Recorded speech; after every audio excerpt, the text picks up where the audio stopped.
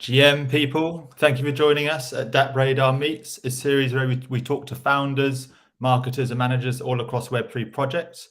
I'm your host. My name is Charlie. Thank you for joining us. And I'm joined by Bharat from Arbitrum Blockchain. Bharat, thanks for joining. How are you? I'm doing great. How are you doing? I'm not too bad. I'm not too bad. Yeah. In London, it's getting dark at night, so I'm trying to stay warm and keeping the light. Where are you based? I'm based in Los Angeles, so Oh, it's nice. It's nice and sunny there, is it? unfortunately I can't relate. It's beautiful here. Oh, if I could borrow some of your sun, I'd be happy. All right, let me give you a bit of a lowdown on Arbitrum. So Arbitrum is a scalable layer 2 network that uses a combination of on-chain and off-chain validation to speed up transaction times and makes them less expensive. Now, DappRadar, as the world's Dapp Store and the only place to find the best dapps in the market today. So by doing it, we rank dapps by tracking on-chain data across all the different blockchains. We then present these metrics so that our community can make informed decisions on popular dapps across different categories. Now, I want to say a few facts about Arbitrum and our relationship with you as a blockchain. We integrated Arbitrum blockchain data in October, and we're now tracking 64 Arbitrum dapps. The biggest ones by users are GMX, Galaxy. Here we go. We can see here, if you go to DappRadar's front page, go to the rankings, and then you can go to Arbitrum dapps there, and you can see all the different dapps. You can see it across 7-day, 30-day, and 24-hour period for performance. You can see the metrics there, and then you can also click in to any of the dapps and find information on them. So OpenSea is also on there as part of, because they list Arbitrum NFTs in its marketplace. Billions of dollars are moving through your smart contracts every month. With that, it's sort of a lowdown on the Arbitrum relationship with DappRadar. Tell us a bit about Arbitrum story, I guess, the history, how you got to where you are. Tell us a bit about yourself and just the Arbitrum story. One thing I do want to touch on there before we go is it's not like a lot of blockchains, just because of you didn't start life as an ICO to raise funds. You've done it all by yourself, so that's a really interesting point. And if we could just dive into that as well. Yeah, of course. It's a really interesting story. So the genesis of Arbitrum was actually in 2014, believe it or not. So our founders, Ed Felton. Yeah, so Ed Felton, who was, the former deputy CTO of the White House, but also a professor at Princeton for about 30 years. His two PhD students, which are Stephen Goldfeder and Harry Kolodner, the three of them are the current founders of Arbitrum. But back then in 2014, they actually presented on what blockchain scaling could look like. So believe it or not, the idea of Arbitrum actually came out before Ethereum was even out into the world. Wow. So they were working on Arbitrum for quite some time. And then once Ethereum had some significant network effects, they decided to, Arbitrum should be based around Ethereum and how to scale Ethereum, just because we believe that Ethereum is the future of blockchain. Arbitrum launched officially out into the world August of 2021, so August of last year. And you're absolutely right. I had a really interesting launch strategy where there was actually no whitelist. Anyone could freely, it was a completely fair launch, so anyone could deploy an app as soon as Arbitrum was out in the wild. I know a few other, layer 2 solutions had a whitelist, and that was another strategy, but we ended up wanting to, have a kind of decentralized ethos and have anyone build on it who wanted to. And that, along with the fact that there wasn't an ICO, was really interesting because we have this really great organic community, right? So people are on Arbitrum because they are truly enjoy being on chain, really enjoy, committing value to Ethereum, but also having a better Ethereum experience because, Arbitrum fees are around 90 to 95% cheaper than what Ethereum's are. I think for a simple swap, for a simple token transfer on Arbitrum right now, it's about 3 cents. Whereas on Ethereum, it's something like, 40 cents right now. So it's a massive cost savings. And especially when we were going through those massive gas spikes last year when Ethereum, for, a transaction on OpenSea was like $150, Arbitrum was really shining and, was, $1 to $2, if not even less.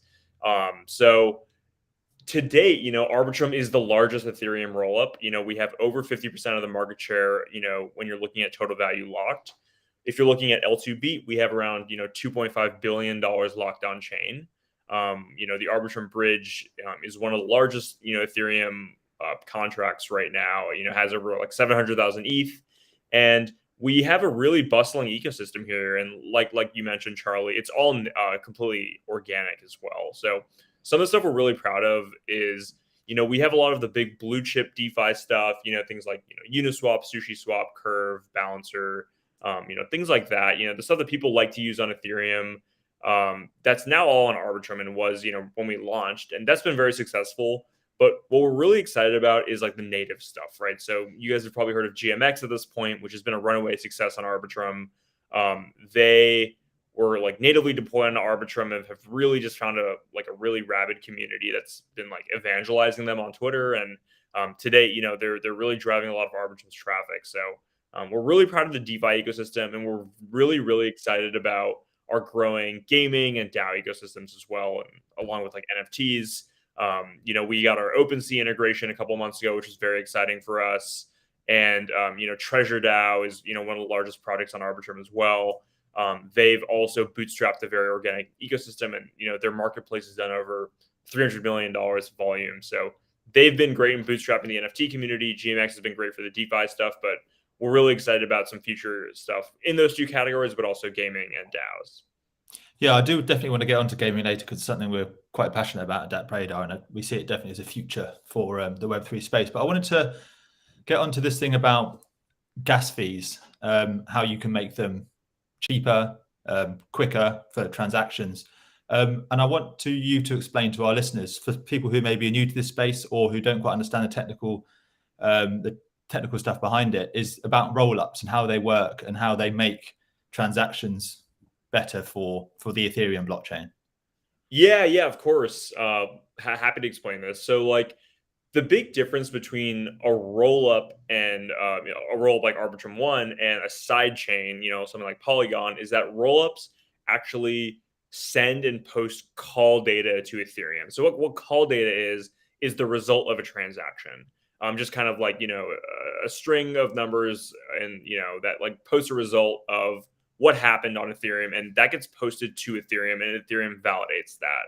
So like that's what a rollup is, and like constantly posting call data is like inheriting the security and like inheriting the security of Ethereum, because you're like relying on Ethereum to like validate your transactions. The difference between that, which is a rollup, and a sidechain, is that a sidechain doesn't really do that. A sidechain does not really constantly post call data to Ethereum. They have their own consensus mechanisms, their own like POS system and validator system. It's a little bit different. So like the security is just better on a rollup. Yeah. So that's a big difference in like what the rollup and a side chain is. And in terms of like how Arbitrum does scaling generally, so our rollup is something called an optimistic rollup, and what that is I think first explaining like how we get gas fees low is a good way to start, and then I'll explain what the optimistic system is. So in terms of how we make transactions cheaper, is that Ethereum is very cost intensive because it requires you to execute transactions, store data, and generally validate the chain, right? There's three things there, and it's very cost intensive because every node in the entire Ethereum network has to talk to each other, right? And post every single transaction. It's very expensive. So Arbitrum and the parent company, which is called Off-Chain Labs, we do all the execution off-chain and just post the results of that to Ethereum. So like I mentioned before, posting the results is posting that call data. But we just do all the execution, which is the most cost-intensive and energy-intensive thing. So that's how we make the gas fees so cheap, because all the user is really paying for is like L2 gas and just that little call data, posting, which is just much cheaper than doing everything on Ethereum. So that's a little bit about that. And like what an optimistic rollup is, and and feel free to stop me anytime. No, because it's a good one, because I love the term optimistic rollup because it sounds really happy. But how does it differ from other rollups, for instance? Yeah, of course. So there are two types of rollup scaling solutions right now, and that's optimistic rollups and ZK rollups.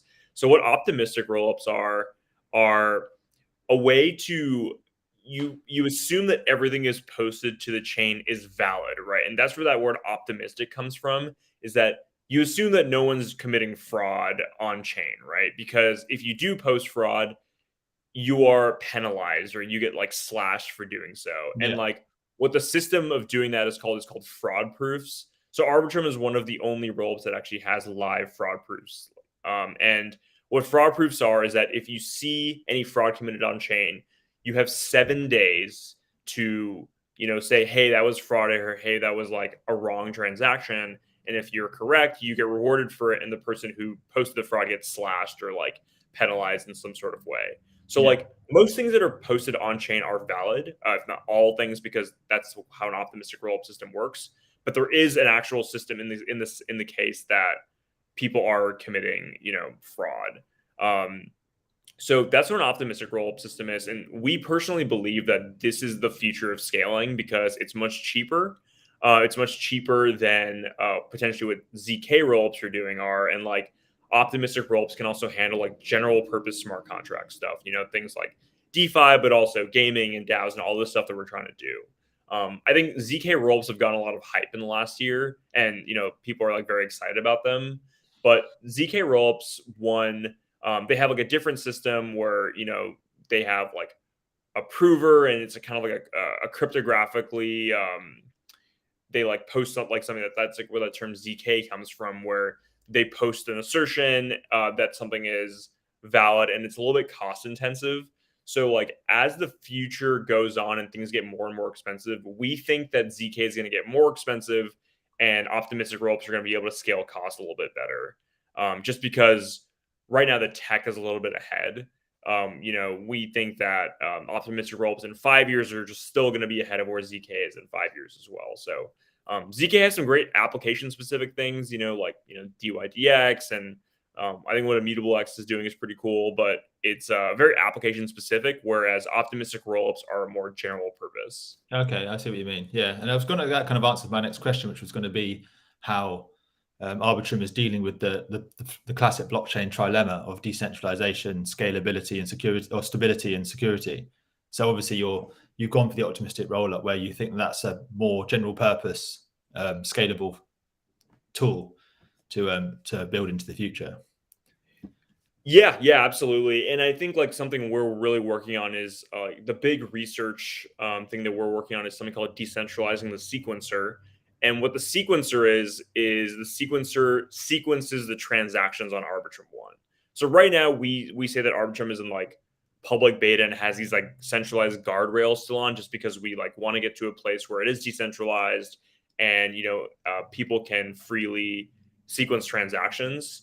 But right now it's something that like Off-Chain Labs, which is our parent company, they are doing the sequencing right now, just because they built the company, or we built the company, and we want to just make sure the guardrails are on until we figure out the research on like how to decentralize the sequencer properly. So that's one of the parts of the trilemma we're also actively trying to work on. Yeah, cool.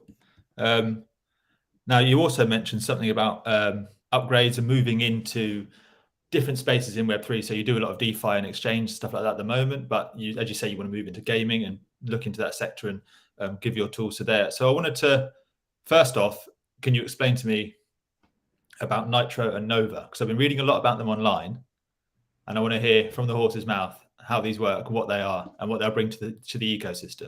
And then we'll get into the gaming conversation. Yeah, sounds great. So I know there's a lot of terms being thrown around, and it's a little bit like, even for us sometimes we're like, okay, we got to make sure we say the right one. But so Arbitrum Nitro was just an upgrade to Arbitrum 1. So Arbitrum 1 is a chain that most people use. It's what people think what Arbitrum is. Yeah. So Arbitrum 1 got the Nitro upgrade. So what the Nitro... Sorry, is that almost like not quite as big as the merge, but is it your version of, is it like bringing in a whole new software system for merging it into? It's a perfect way to think about it. We actually have been calling it the merge internally as well. So it's a great way to describe it. Because like Nitro was on testnet for quite some time, and then we merged it with the main net, and and Nitro went live in August. Is that right? That's exactly right. So it actually went live on the 1-year anniversary of Arbitrum 1 launching. So on happy birthday. Yeah, well, thank you. So it was really great. And what Nitro does is a couple really exciting things. One is that it has much more advanced like compression. So what that means is for the user, costs get way cheaper. Yeah. So we've figured out how to like scale costs way better. We've also switched, like on the technical side, we switched, our core to like Geth, and we're using something called WASM, which is like WebAssembly, like SM, and it makes languages and like coding in languages on Arbitrum is way easier and way more scalable than before. It was a little bit more like Solidity specific, but like Wasm makes things just like a little bit easier for people to like develop on and make things a little bit more like compatible. So Nitro is just really great in terms of like making it more accessible to people and also scaling costs a little bit better as well. The other thing was Nova, right? So Nova is actually a new chain altogether. And Nova launched in the beginning of August. And what Nova is it's a parallel chain, and it is specified for like gaming and social applications. So things that are like very high throughput, low cost. So it's actually 10 times cheaper than Arbitrum 1. And it's for projects that, have a ton of transactions, but potentially even want to like remove gas fees away from the user. Gas fees on Nova are like 0.001 cents, like super cheap. But like you're still using things on chain. You're still like, inheriting all the cool properties of blockchain with like transparency and, some like the cooler applications of like tokens. But like gas fees are so cheap that you don't really like realize that you're on chain. So can I ask one quick question to jump in there? Why would any application ever go for Nitro instead of Nova if Nova's just cheaper? Why would they choose one over the other if one's got better costs?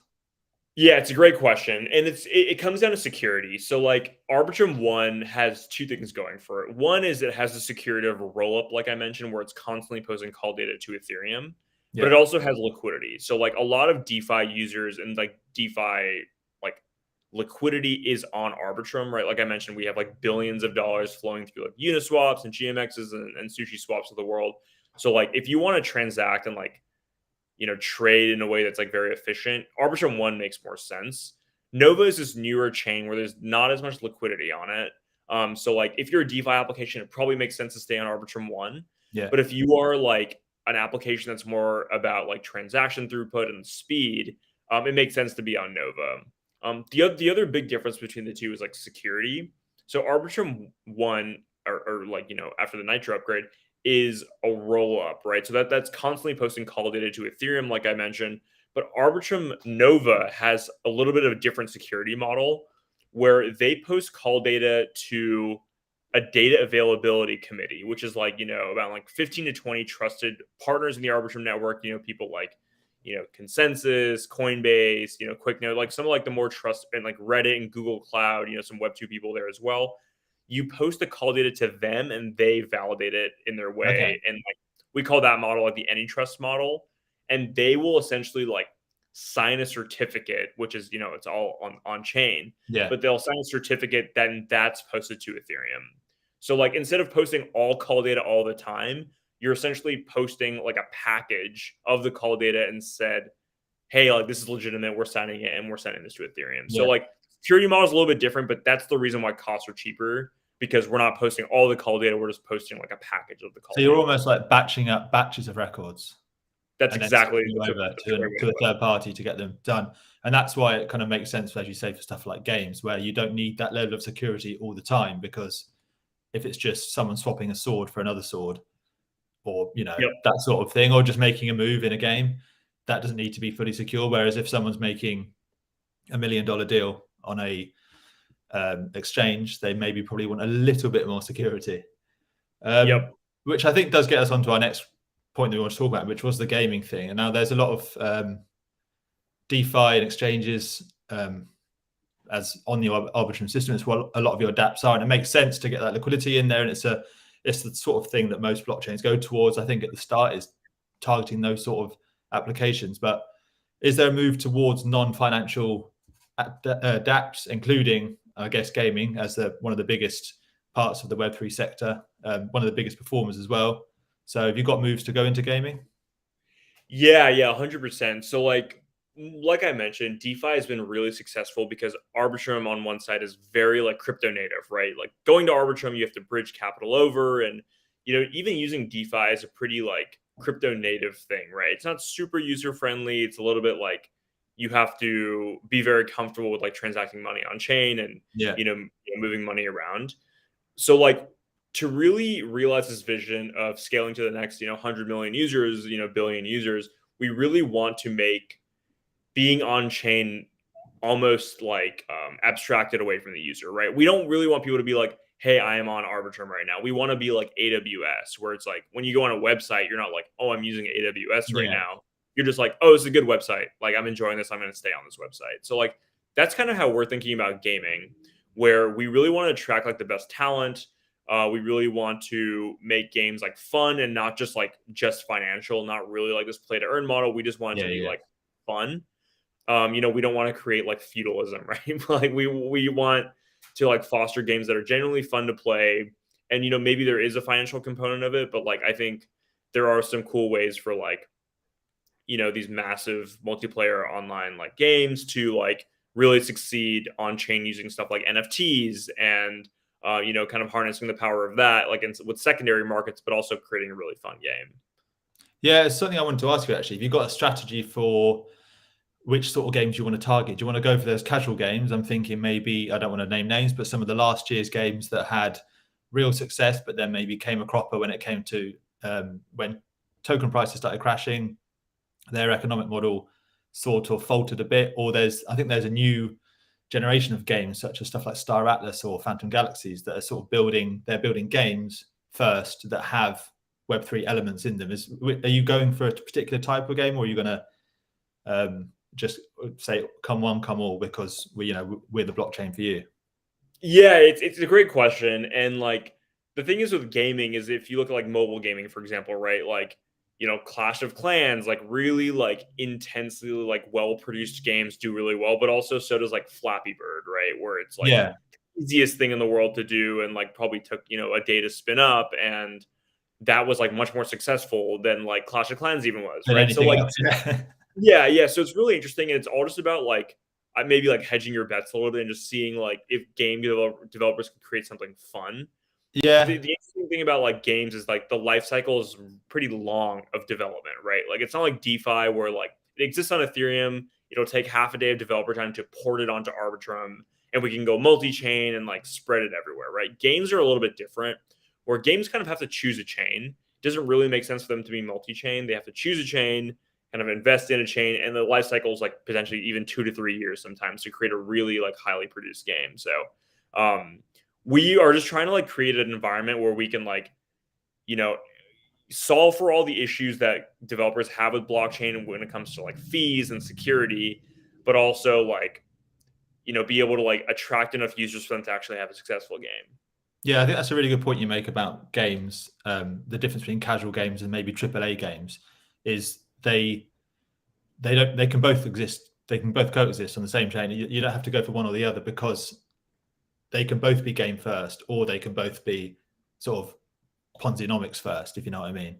So right. I think, you can get mobile and AAA, but as long as, I think for the next generation of Web3 gaming, it should all be all about making a game with Web3 elements as opposed to making a DeFi platform that you gamify. So I think that would be the next way that gaming goes forward. Carrying on with the gaming theme, I wanted to find out what Arbitrum can provide for game developers specifically that other blockchains maybe can't, or what's your special sort of offering to game makers that would say, come work with us?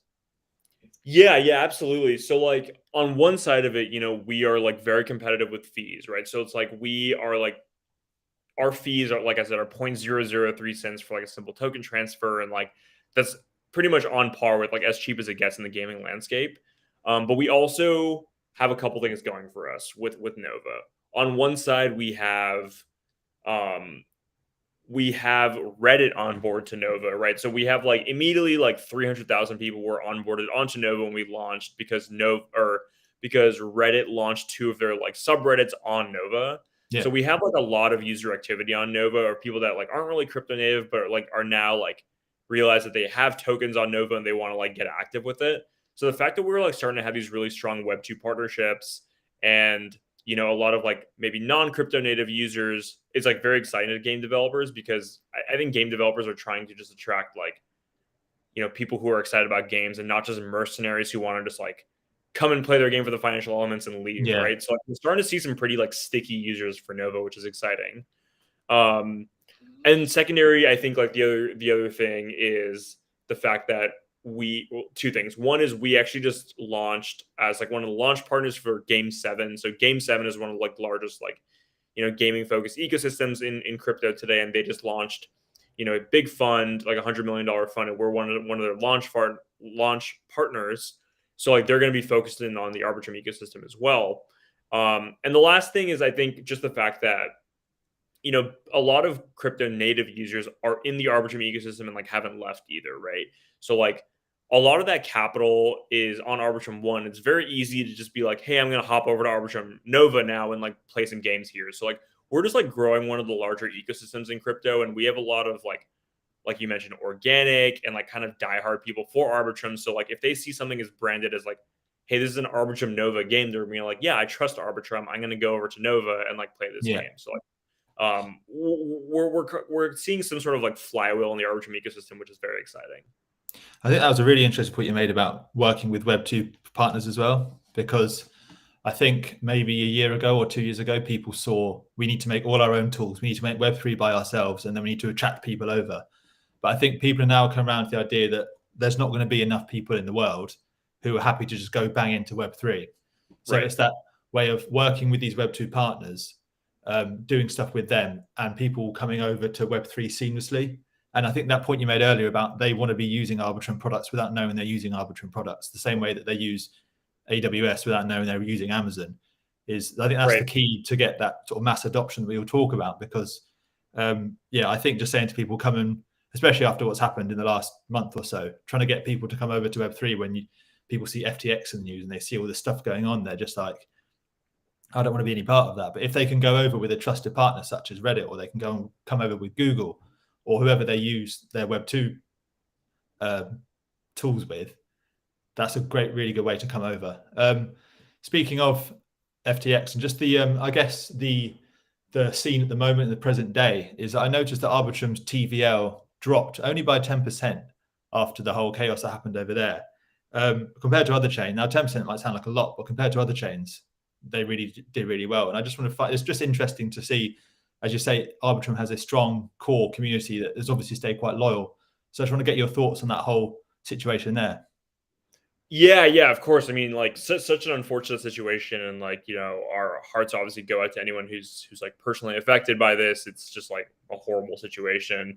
Yeah. I think one thing that's unique about the Arbitrum community is that it's very crypto native, and like their ideals are very aligned with the Ethereum community. And the Ethereum community believes in things like being on chain and transparency and like, this proof of reserve thing that we've been seeing a lot of. So the fact that like Arbitrum users like are usually self-custodying, are usually like, not really trusting a lot of like third parties for like their coins and like just like the way they transact on chain, I think kind of speaks to the fact that they weren't really like affected by this FTX stuff. I think like in a way we were all affected because it's had like ripple effects on like trust in the industry and just general obviously prices, of course, as well. But I think a lot of people on Arbitrum like are aligned with Ethereum in the sense that we love being on chain, and when we can help it, we want to be able to custody our own coins and have full transparency into what's happening. So like I think Arbitrum, Arbitrum users like were generally less spooked. So do you find that your Arbitrum community they're quite a knowledgeable group of people? So then they saw what happened at FTX and they're not like, this is the end of Web3. It's like that was a CeFi problem, but Arbitrum's DeFi and decentralized. So we're going to kind of stick with it. Did you find that knowledge base really helped? Yeah, absolutely. Absolutely. That's a great point. I think like they absolutely saw that. And like I said, I think our UI UX is getting better on Arbitrum, right? We're trying to make bridging as easy as possible. We're trying to work with like centralized exchange partners to like be able to withdraw directly into Arbitrum to make it easier for non-native people to like really like get on Arbitrum without knowing it. Like I mentioned with the whole AWS analogy. But the people that are on Arbitrum today are very knowledgeable about crypto and like crypto ideals, because like bridging is kind of like a leap of faith, right? Like it's really not like technically a leap of faith, but like visually you're like, okay, where are my coins going? This is kind of like crazy. So like people were very like educated on like what was exactly happening and like what the centralized points of failure were there and like how it could have been prevented. Whereas, when they're using something like smart contract based, like an Aave or a Uniswap, they like understand that this is decentralized and like I can see where my money is going. Yeah, I mean, everyone likes to be able to see that sort of thing. But speaking about bridging, I did actually want to get onto that topic just because I sort of see it as the next challenge that a lot of because there's so many blockchains at the moment. There's a challenge. The next challenge we have to face is how to bridge across those for interaction and composability between different chains, so that they're not working. All these chains aren't just working in silo. We want them to all cross over, so we've got this big network effect. So my thoughts are that bridges will make cross-chain activities easier. Especially for new users, the people we spoke about who are onboarding at the moment and they don't quite know how it all works. So seamless bridging is a real challenge that we need to deal with. But how is Arbitrum looking at that challenge, and what is the sort of next couple of years looking like in terms of your integrating bridges between different blockchains and that sort of thing? Yeah, really great question. One thing is that like we really rely on third-party bridges in the sense that Arbitrum has like a built-in 7-day withdrawal window, right? And like it's that optimistic rollup mechanism I mentioned where it's like you have 7 days to dispute fraud. So like 7 days have to pass after a transaction for you to like be able to withdraw your funds, because that's just like keeps the security of the system intact. And that's something that's not going to be removed. That 7 day system is like core to the security of our optimistic rollup. So the way we rely on third-party bridges, things like Stargate, Synapse, Hop, Multichain, is that they actually allow users to withdraw immediately out of Arbitrum, right? So if like you are like in a rush to get your capital out, if there's another farm on mainnet or something that you're trying to get into, you can just get out immediately using one of those bridges for like very low fees.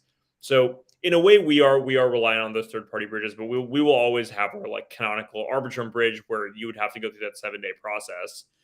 In terms of like the future of bridging, I know Vitalik has like posted something about like how cross chain is like, not very secure. And, he's like a little bit concerned that it's not the future. And he has like this app chain thesis as well.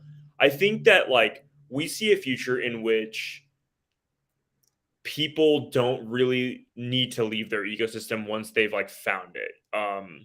And I think this past cycle we saw, like dozens and dozens of layer one alternative layer ones or even other layer twos spark up with all these liquidity incentives. And I think that really boosted this thesis of we need to bridge across chains and we need to use Sushi Swap here and like Uniswap there and Aave here and like hopping from chain to chain, getting liquidity incentives. And I think that's like that is an application. But like, I don't really think it's like a sustainable application to be like jumping from ecosystem to ecosystem because like I think third-party bridges inherently have some like security issues.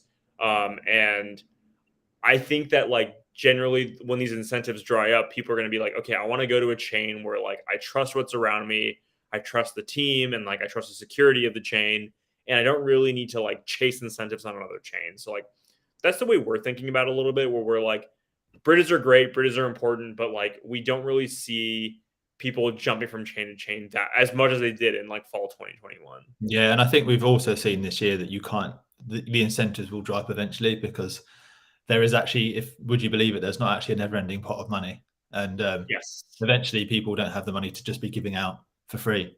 And Right. then I guess then the quality will come to the fore where it's like, what's an actual good chain, not just which one's going to give me some short-term profits. Right. You spoke about all the different chains, especially that popped up over the last 2 years. So I've got a friend who's he's convinced that 2023 is going to be the year of layer 2.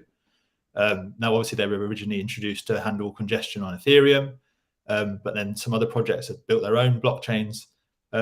What's your view on, I guess, how is Ethereum, have they captured enough of the market to then make layer 2 the future? Or do you think it could be a situation where there's going to be loads of different layer 1s?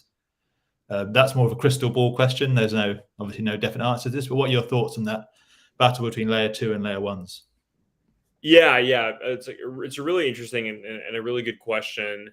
I think, post what happened last month, people are having their like come the God moment again, where they are like, last year was crazy. I think we got wrapped up in a lot of like the liquidity, like incentive wars, excuse me, and like you know, kind of planting your flag in an ecosystem. And I think a lot of these alternative layer ones, and the way we like to think about it is like their strategy was like be early as a service, right? So like a lot of these new users wanted to plant their flag in this new chain and be like, this is the best chain, like, and you know, like they usually are financially rewarded for doing so, right? But like in terms of the ideals and like what the chain stands for, it was always kind of murky because they kind of Mm. took advantage of this massive inflow of capital that was happening last year. So like, you know, you look a year later and a lot of these chains are ghost towns because they didn't really have any like real users. They just had like mercenaries on chain that were like extracting these incentives. So like we really think that this model is going to dry up and eventually liquidity is going to go to like a few really strong chains with like good teams and strong ideals. So like we obviously see ourselves being a big part of this ecosystem where like, you know, like I said, we've never had incentives. So like people are genuinely like using the chain. We have like, you know, tens of thousands of people using the chain and liquidity is really strong. And I mentioned this point before, but at a certain point, a lot of fees are going to be competing with each other as well. Like there's dozens of chains that are going to be competing with like, hey, our transaction is like 1 cent, 2 cents, or less than 1 cent. And when things get so minute, it's going to come down to liquidity. And like Arbitrum has very deep liquidity. So like Mm. we see ourselves being like a leader in this space in terms of like, you know, user activity, but also just like our roadmap is very strong. And I think we have like one of the strongest teams in the space. Yeah, it's that point you made about there being things kind of getting whittled down to a few different chains. I think there's a conversation I've had with so many people about, especially people who are diehard, radically decentralized. They call for decentralization in a radical way. It's like they think there can be space for hundreds of chains, but I've said there can't be because there's nothing in human history that has showed that you can have 100 businesses doing the same thing. Well, there are some, you know, like garages maybe, or cleaners, or some people that work in those sort of industries. But when there's stuff that's scalable, like an IT or a software thing, you can't have loads of different people doing the same thing. And I think it's the sort of thing we saw in the early 2000s with web search engines, Right. where there were, you know, maybe tens or hundreds of them, and now, you know, we've got one big one and maybe the odd smaller one that doesn't do a lot of traffic. So at the moment, we have hundreds of layer twos or different blockchains, different networks, all doing similar things. So from what you've just said, I guess you are sort of in agreement with me that there can't be space for 110 years. They'll have to get whittled down. And I guess my question to you is, do you see it as a situation where there might be a gaming chain, and then there might be a DeFi chain, and then there might be a NFT one? Or how do you see that whittling down happening, and what could, and again, I don't want to get into this whole like what will it be like in 10 years? Not everyone's got the answers, but how do you see that situation coming where all of them get whittled down to a few, and then will it be a case of specialization, or do you think there could be generalists and then the odds, like for instance Immutable X, I think will be a gaming one. Mhm. And that's quite obvious, but do you see that situation where there will be specializations in blockchains, or how do you see it?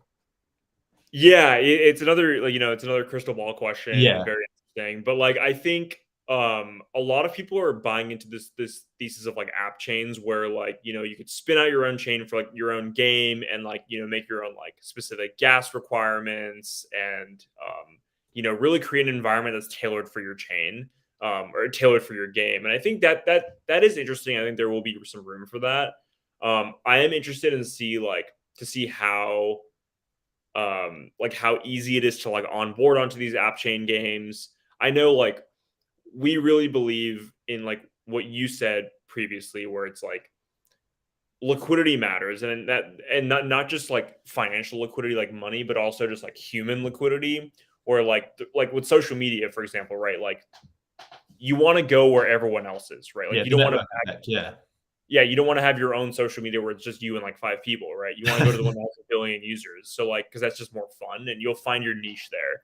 So like we see, you know, Arbitrum having, you know, like I said, like the base layer here, and like a lot of ecosystems will develop onto it because we're like a general purpose smart contract platform. So like the same way that Ethereum has like a whole NFT community, but also like a whole like DAO community, and they're almost like completely separate from each other. And all Ethereum worries about is like decentralization and security in the base layer. Like we see ourselves in the same way, where like eventually people won't ever have to leave the ecosystem. You won't have to say like, hey, I'm leaving AWS to go to Google Cloud or to like, you know, Google Azure or Microsoft Azure or like, like you're not leaving the base layer ever, right? Because you don't really need to. You don't really think about it. If the performance is really good, you're just gonna stay on it if you have the choice. I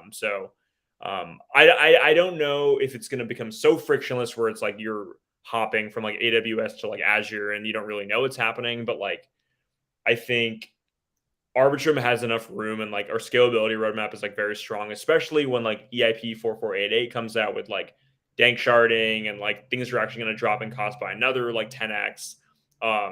People are going to really find that like they want to be at the chain where like the most users are, the most liquidity is. And, since we are a general purpose smart contract platform, people are going to find a way to build, their whole DAO ecosystem on Arbitrum and their whole like, NFT ecosystem as well. So yeah, that sounds like a good argument for why layer 2s might win out over so many different layer 1s, because with MetaMask I can go across all the different layer 2s because they're all built on the sort of on one platform.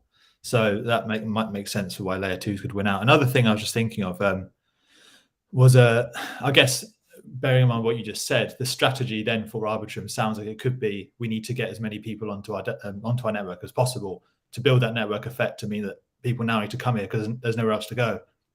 Everyone's all at our party. So with that in mind, I know Wax have got their own Wax studios for making their own games. Is there any sort of sign or idea that you might build your own sort of Dapp development studio so that you'd build your own products on top of your ecosystem to start drawing in more and more people? Yeah, I think it's a really interesting strategy. I know Arbitrum, us, off-chain labs, Arbitrum, we don't really like to get involved in the app layer of stuff. We just want to work on the protocol and make sure it's like optimized for apps to succeed. I know there are some internal plans of like talking about like what a grants program looks like, what an incubator looks like, and like what a creator fund looks like. These are things that like we're working on internally. We're just trying to like figure out, first of all, when the right time to launch something like that is, but also like what exactly it looks like, because I know there are a few programs that just kind of like just indiscriminately throw money at people, and like, that's exciting for people, I think, but it also isn't really great for the ecosystem. I can think of one off the top of my head, the really big one that puts a lot of money behind people, and they put out some stuff that's not always what I would call the best quality. Yes. So we're trying to like think through like we're like a very long-term focused team. I know that's a cliche, but like in practice it is true, because we really like didn't participate in these like crazy like token wars of last year. And I think that can kind of show to the fact that we are concerned about, and like, generally like excited about creating slow, sustainable, long-term growth, and not just like massive boom and bust cycles. So yeah, you judge people by their actions, and even during the crazy times of last year and the start of this year, your action showed that you were thinking about the longer term, where we can make something that's more sustainable. Right. Now, I've taken up 45 minutes of your time. I said I wouldn't go too much longer than that. Is there anything that you want to get out there to the world, to the community, that you wanted to say specifically that we haven't touched on already? Yeah, of course. So first of all, I really appreciate you, setting this up. I think this has been like a really great conversation, and I know we're personally very excited to be like integrated with DappRadar. I mean, you guys have like one of the best interfaces to like browse through apps, and just like a personal anecdote is like when I was interviewing for my job at Arbitrum, one of the prompts in the interview was to present about an application that you think would be a good fit for Arbitrum. And I was heavily using DappRadar during this time to see what the most users were at certain apps, and like how it would be a great fit for Arbitrum. So like I will always have a very personal connection to DappRadar. So that's been great.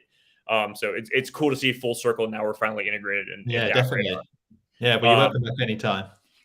Yeah, of course. And in terms of like kind of like a public service announcement is that, bridging to Arbitrum is simpler than it's ever been. You could either use our bridging website, our official bridge on Arbitrum, and that's like a 5-minute process, if not less. Or you can also, withdraw directly from Binance, for example, directly onto the Arbitrum network to not even have to go through a bridging process. And yeah, feel free to get active. There's like DAOs on Arbitrum. You can like participate in their governance. You can obviously participate in DeFi with like GMX, but also some other cooler stuff. And we have an OpenSea integration now, so feel free to like, have fun with like NFTs on OpenSea, but also get involved with the Treasure DAO ecosystem. And Treasure DAO was like one of the coolest products on Arbitrum because like they also pioneered this idea of like free mints and like whitelisting people through like community activity that really like ended up like blowing up for other communities. But Yeah, like definitely. they have like a whole ecosystem with like gaming, but NFTs and like DeFi. So like it's a really fun community to be a part of as well. It's not just financial. So like definitely get involved with the treasure community if you're interested in joining Arbitrum. And it's a great place. It's very welcoming. Arbitrum, that's a big part of our like thesis is that we are like creating an inclusive environment to participate in the Ethereum ecosystem, right? Like I think a lot of people left Ethereum because fees were like $50 to $100 for a transaction. And then they had to make these trade-offs in their head where they're like, I want to use NFTs, but I have to use another chain with like less security because, I just like can't afford it. And that's how they became like maxis of other chains. And like, I totally understand how that happened. They're not wrong for it, right? Like it was a big failure of like the Ethereum ecosystem to like let people go. But now Arbitrum has created this way for you to participate in the Ethereum ecosystem while still inheriting the security of it, but in a way that's like, 1 to 2 cents. So like, it's possible for you to like rejoin the Ethereum community if you are interested. So there you go. Everyone go out and come back to Ethereum and rejoin by going through Arbitrum. Something you just said there actually reminded me as well. For any Dapp developers out there, if you want to put your dapps onto DappRadar's tools, you can come to our site, go to our developer site, submit it, and it takes 5-10 minutes, and then you can start getting listed on our rankings, which is a great way to get seen and to get exposure. As I say, I think we're listing at the moment. We've got let me see, 64 Arbitrum dapps at the moment, but I'm sure there are many more. So yes, we have around all the developers, so. exactly, yeah. So all the developers out there who are listening, come to DappRadar and we'll start putting your on-chain data on our simple to use tools. Right, I think that's it really. For everyone else, go to DappRadar and check out Arbitrum's dapps. You can look at on-chain metrics, historical performance activity, links to dapps, like the secure links. You can also go to the single Dapp page where you can check all sort of on-chain data and really dive into information about the Dapp of your choice. Thank you everyone for listening. Until next time, I've been Charlie, and Brat, thanks for joining us. Yep, thanks for having me. And if you want to stay in touch with me, I'm on Twitter at Barat_ETH. So come find me there. And thanks so much, Charlie. Cheers. Thanks a lot. Yep.